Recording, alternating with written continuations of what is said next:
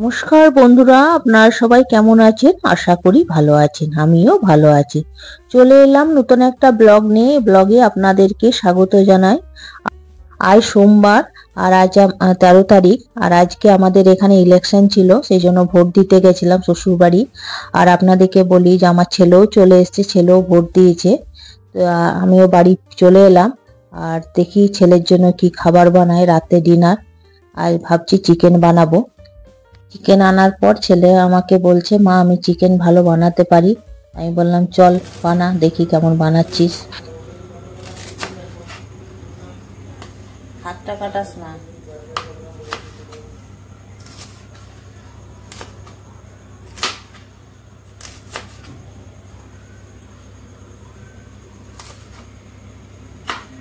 চোখে জল পড়ছে কিনা দেখি।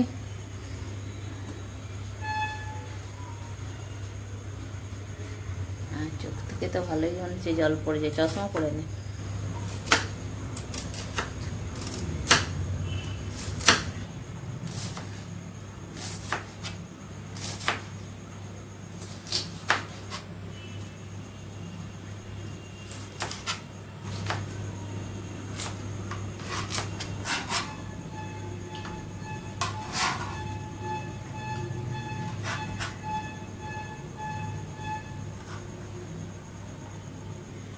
ক্যাপসিকামটা কাট।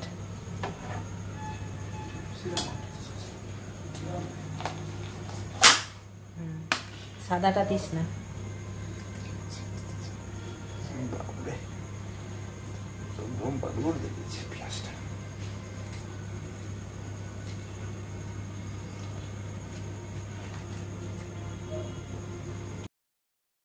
চিকেনটা আমি ভালো করে ধুয়ে নুন, হলুদ আর দই আর একটু জিরে গুঁড়ো আর জিরে ধনে গুঁড়ো আর লঙ্কা গুঁড়ো দিয়ে মেখে রেখেছি। আর এদিকে ও বললো না মা আমি সব করব।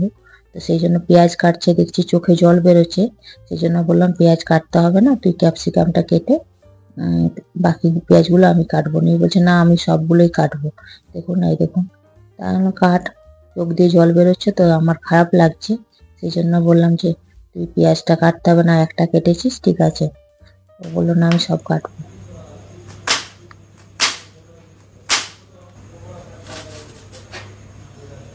পাঁচফোড়ন, জিরে দে।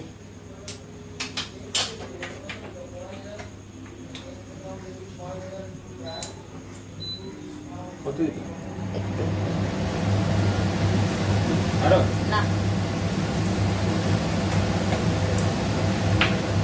গরম মশলা দিবি কি? দিবি এতটা দারচিনি নয়, একটু কম দে। লবঙ্গটা এইটা এলাচটা একটু ফাটিয়ে দে। ফাটিয়েছিস? দে।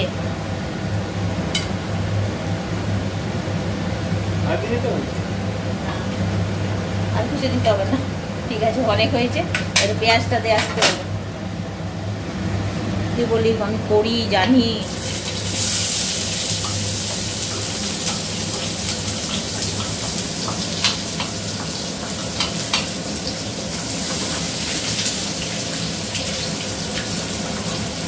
অত দূর থেকে,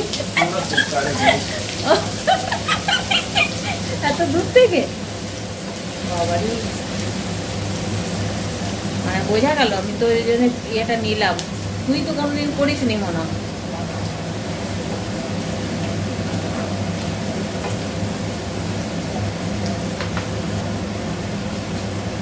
ক্যাপসিকামটাও দিয়ে দিবি একটু পরে। একটু হোক তারপর।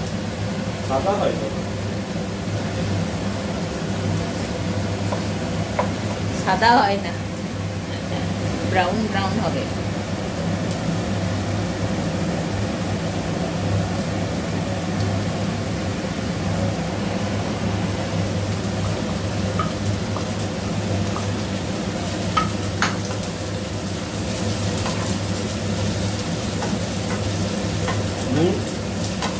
সব চিকেনে দেওয়া আছে।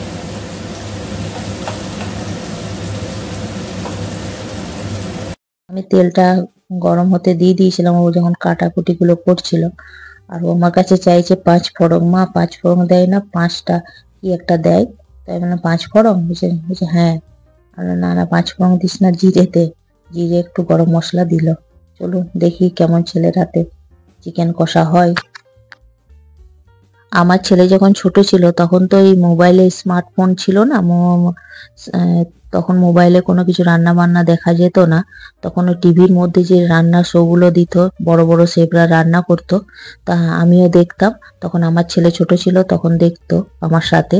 আর ও কার্টুন দেখতো যখন, আমিও দেখতাম, সেই জন্য দুজনের মধ্যে বেশ মিলও হয়েছিল যে আমিও কার্টুন দেখতে খুব ভালোবাসতাম আর ও রান্নাগুলো দেখতো। চলুন হয়ে গেছে মনে হচ্ছে চিকেন কষাটা। রুটি আগেই করে নিয়েছি। এবারে চিকেন তুই বানাবি, বুঝলি? ঘন্টা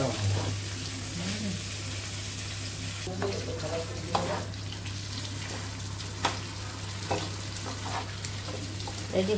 হ্যাঁ হয়ে গেছে। চলুন এবারে ডিনারটা সার্ভ করে দিই। আর রুটি তো আমি আগেই করে রেখেছিলাম। আর অভিজিৎ জানে না যে মহারাজ চিকেনটা করেছে। চলুন কি বলে, কেমন খেতে হয়েছে দেখি। তাহলে অভিজিৎ ছিল না, অভিজিতের ক্লাস ছিল।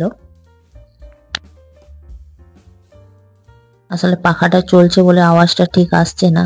আর ও রান্না করে খুব ঘেমে গেছে, সেই জন্য আমি পাখাটা চালিয়েছি।